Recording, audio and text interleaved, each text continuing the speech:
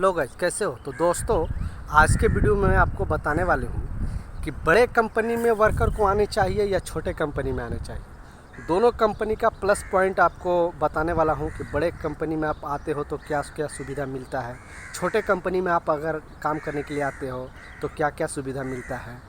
तो proper explain करने वाला हूं दोस्तों। और आपको मालूम है कि मैं ज़्यादातर कंपनी से रिलेटेड ही वीडियो बनाता हूं कि दुबई में कौन सी कंपनी अच्छी है, किस कंपनी में आपको जाना चाहिए, किस कंपनी में नहीं जाना चाहिए। बट कुछ ऐसा कमेंट आ जाता है तो मैं सोचता हूं एक वीडियो बनाकर बहुत सारे वर्कर भाई को कन्फ्यूज़न दूर करूँ।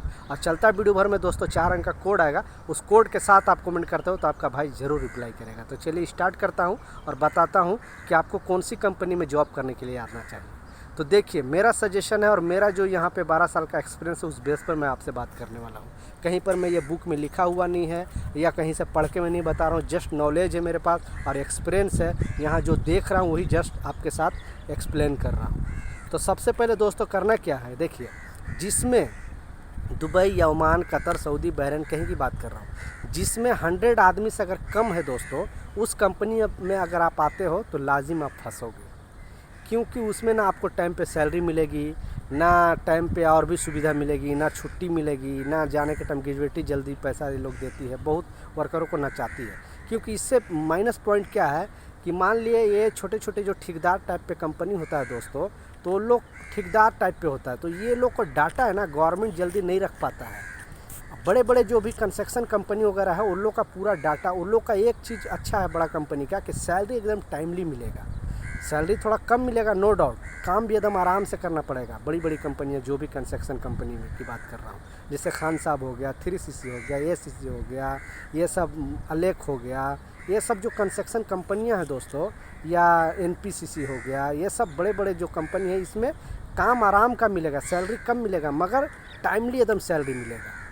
मगर ये छोटे कंपनी में सैलरी का कोई टाइम टेबल नहीं होगा, आपको जल्दी छुट्टी नहीं देगा, मतलब कोई इमरजेंसी प्रॉब्लम आ गया तो छुट्टी नहीं देगा। क्योंकि लोग काम आदमी कम होता है, प्रोजेक्ट बड़ा पकड़ लेता है और काम को जल्दी नहीं करा पाता, फिर वर्कर पे प्रेशर डालता है। अब ये लोग को भी एक प्रॉब्लम है कि क्लाइंट से, जैसे मान ली सब कॉन्ट्रैक्टर ये लोग कंपनी ठेकेदारी कॉन्ट्रैक्ट टाइम पे लेता है और जो मेन कंपनी है ये लोग को पैसा नहीं देती है, बिल पास नहीं करती, इसके कारण ये लोग लेबर का पैसा पे नहीं कर पाता है। तो मेरे ख्याल से अगर लॉन्ग टाइम आपको रहना है, लॉन्ग टाइम की बात करूँ 4 साल 5 साल 10 साल, तो कोई भी बड़ी कंपनी में आओ, सैलरी कम लगा रहा है नो डाउट। उसके बाद अगर आपको काम में अच्छा एक्सपीरियंस हो जाए, काम में आप मास्टरी कर लो, नॉलेज कर लो, तो आप बड़े कंपनी में भी अच्छा सैलरी पा सकते हो, फोरमैन बन सकते हो, आप चार्जेंट बन सकते हो, नेक्स्ट लेवल पे जा सकते हो। मगर छोटी कंपनी में क्या है, शॉर्ट टर्म में अगर आपको पैसा कमाना है तो सैलरी ये थोड़ा अच्छा लगा देगा, मालूम है। मतलब बड़े कंपनी के मुकाबले छोटे कंपनी में सैलरी ज़्यादा होता है, बट काम इतना आपसे करा लेगा कि इसका कोई हिसाब नहीं। ओवर टाइम का कोई भरोसा नहीं है, मतलब ओवर टाइम ज़्यादा कराएगा बट टाइमिंग का कोई भरोसा नहीं है। 2 घंटा बाद गाड़ी आएगा, 3 घंटा बाद आएगा, कोई भी रूल रेगुलेशन ये फॉलो नहीं करती है। दुबई गवर्नमेंट का जो भी रूल है वो बहुत कम 50% कंपनियाँ फॉलो करती है। इसलिए दोस्तों, अगर आपको आना है, लॉन्ग टाइम रहना है, तो बड़े कंपनी में जॉब करोगे तो आपको आराम भी मिलेगा, सैलरी भी टाइमिंग मिलेगा, काम सीखने का आपको जुनून रहे, काम में अगर आप एक्सपर्ट बन जाते हो तो आपको पोस्ट भी ऊंचा कर दें। मगर छोटे कंपनी में आपको पोस्ट जल्दी ऊंचा नहीं करेगा, क्योंकि पहले से वो लोग अपने रिलेशन वाले लोग को, जो ऑनर होता है, वो लोग अपने रिलेशन वाले को बुलाकर यहाँ पे रखते हैं और वो लोग को ही फॉरमैन किसी को बना देता है, किसी को चार्जेंट, किसी को सुपरवाइज़र, किसी को इंजीनियर, इसलिए दूसरे लोग को चांस नहीं देता है लोग। मगर बड़े बड़े कंपनियों में ऐसी नहीं है, जो ऑनर होता है बहुत बड़ा आदमी होता है, उसका रिलेशन वाला भी बहुत बड़े बड़े लोग होते हैं।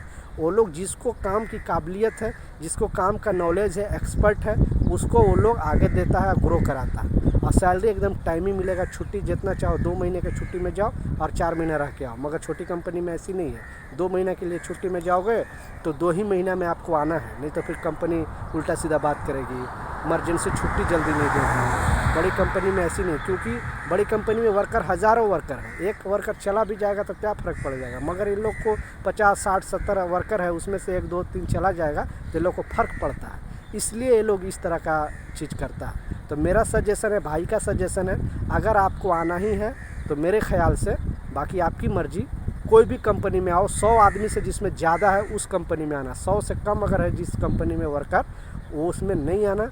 क्योंकि उसमें आओगे तो फिर आप परेशान रहोगे। स्टार्टिंग में आपकी सैलरी बहुत 2 3 महीने 4 महीने रोक लेगी, आपकी सैलरी जल्दी नहीं देगी, आपको छुट्टी नहीं देगी, कोई हिसाब किताब नहीं है, अपना मर्जी से ठेकेदारी वाला सिस्टम से लोग काम करता है, यही तरीका है।